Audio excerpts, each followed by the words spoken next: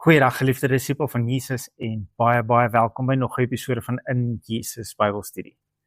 Hier is episode 14 van ons reeks Geloof wat berge verskuif.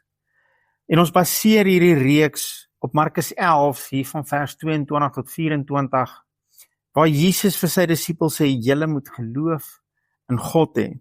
Want voorwaar ek sê vir julle dat elkeen wat vir hierdie berg sê hef jou op en werp jou in die see en nie in sy hart twyfel nie, maar glo dat wat hy sê sal gebeur, hy sal verkry net wat hy sê.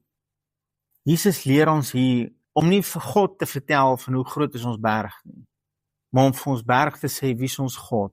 En as ons in geloof met ons berg praat, dan sal hy skuif.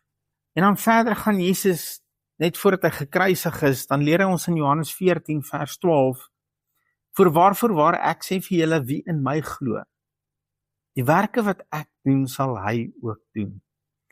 En hy sal groter werke doen as dit, omdat ek na my Vader gaan. En dis waartoe ons uitstrek. Dis ons begeerte, is om hierdie realiteit in ons lewe te sien.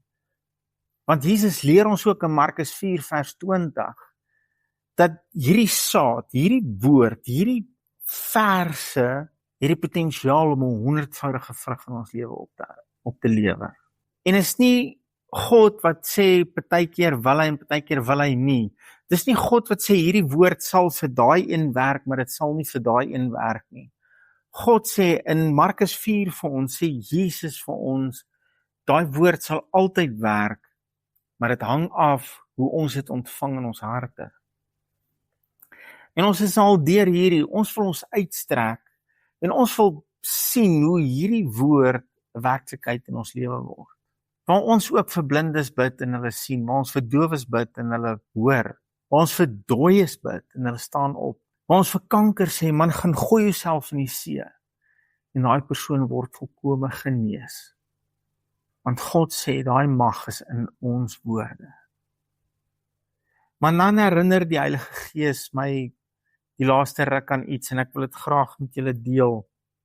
Ons kry dit in Galasiërs 5. Ek gaan eers in Galasiërs 6 begin, waar in vers 15 vir ons hierdie kragtige stelling maak.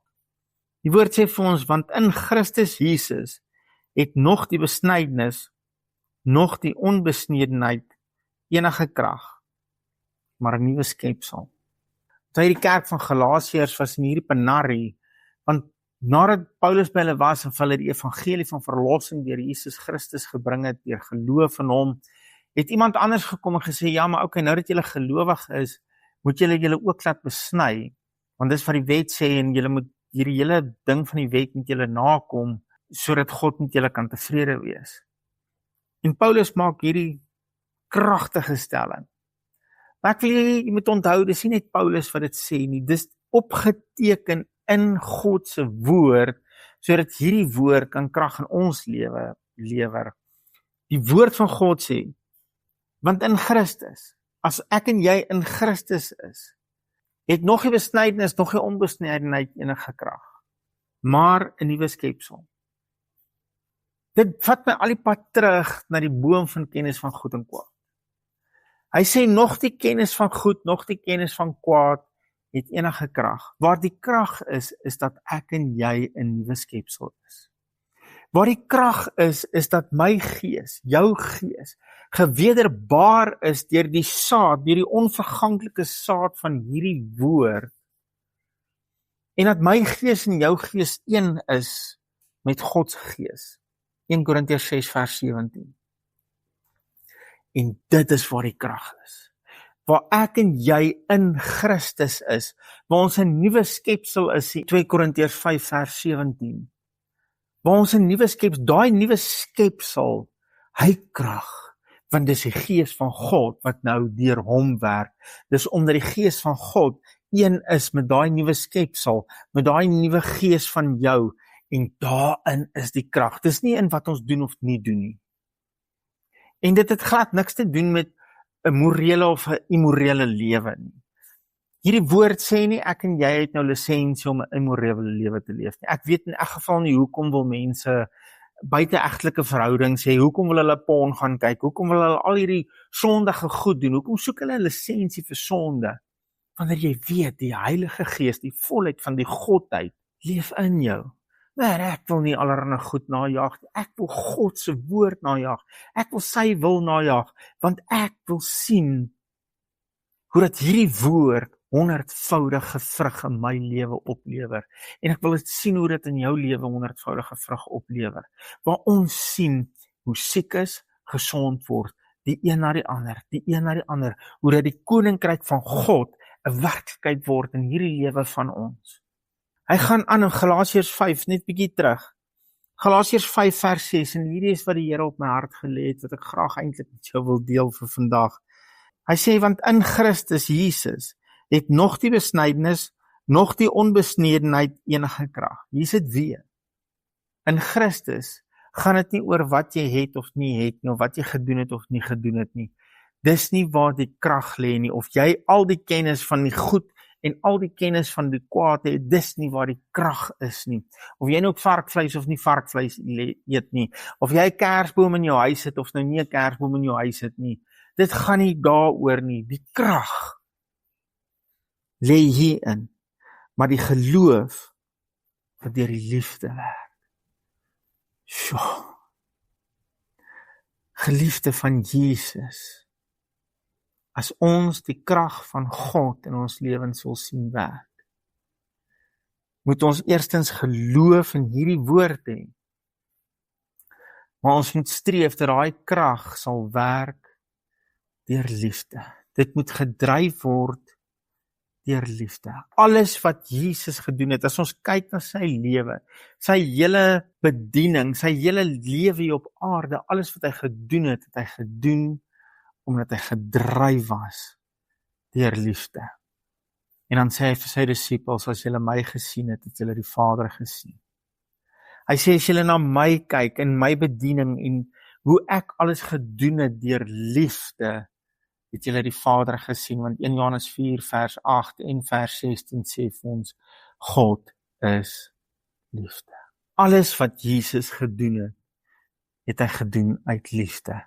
En dit is waar die krag is.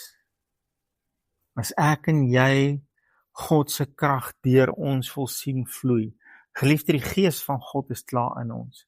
Die krag, die volheid van die Godheid is reeds in ons. As jy wedergebore is, het jy daai krag, dan het jy daai vermoë, jy het daai potensiaal, die volheid, die saad is reeds in jou gedeponeer. Ek is al vir 13, 14 episodes lank besig om saad in jou te deponeer, en hierdie saad het 100voudige potensiaal. Dit het die krag. As ek en jy wil sien hoe dit 'n werklikheid word in ons lewe, moet ons gedryf word deur liefde.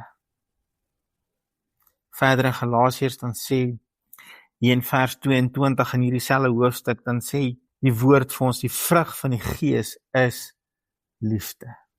Die eerste vrug van die Gees is liefde. Hierdie Gees wat in ons is, waardeur ons graag hierdie dinge wil doen, die eerste vrug van daai Gees is liefde. As ons die krag van God in ons lewe wil sien werk, moet ons dat God se liefde ons dryf. En dan wil ek vir jou vandag nog iets sê. Ek is seker daar's iemand wat na hierdie boodskap kyk, wat vandag hierdie boodskap moet hoor. God is lief genoeg vir jou om jou te genees. Jy moet dit hoor, jy moet dit inneem en jy moet dit ter harte neem. God is lief genoeg vir jou om jou te genees. Jou genesing hang nie af van hoe goed jy was of hoe sleg jy was nie. God gaan jou nie genees omdat jy baie goed was, of genesing van jou weerhou omdat jy baie sleg was nie. God wil jou genees as gevolg van dit wat Jesus aan die kruis voorbetaal het. Die betaling is gemaak. Die prys is reeds betaal. Vir my en jou om sekerheid te hê dat God ons wil genees, daai sekerheid is kyk na die kruis. Die bloedbevlekte kruis, dis ons bewys van God se liefde. Ek wil hê jy moet vandag weet, God is lief genoeg vir jou om jou te genees. Jy kan in geloof jou goddelike gesondheid verwag, omdat jy weet, hy is lief vir jou. Omdat jy weet, die prys is betaal. Daar's niks vir jou om voor te werk nie. Dis net om te ontvang. Jesus het reeds die werk gedoen. Kan jy vandag net sê, Here, ek vat hande met die feit dat U my liefhet. Ek buig my neer voor die feit dat U my liefhet. Ek aanvaar dit, ek vat dit en daarmee saam vat ek die betaling wat gemaak is vir my genesing. In Jesus naam. Here, ek spreek vandag net gesondheid. Die genesende krag van Jesus oor elkeen wat na hierdie boodskap luister en wat een of ander krankheid of pyn in hulle liggaam het. Ek spreek die genesende krag van Jesus in liefde. Omdat U hom of haar liefhet, kan hy of sy vandag U genesing ontvang. Dis uit liefde dat U dit uitdeel. Dankie, Here. Amen. Geliefde van Jesus, daar's nie 'n ander bron vir jou genesing nie. Hou jou oë op hom en hou jou neus in hierdie woord, sodat hierdie woord jou kan vul met sy geloof. Romeine 10 vers 17. Shalom. Geliefde disipel van Jesus, as jy dalk finansiëel wil hande vat met ons bediening en ons wil help om nog meer disipels te maak, die besonderhede is nou op die skerm. Weet net dat ek en Ina waardeer jou en ons bid vir jou vir 'n 100voudige oes op jou saad. Shalom.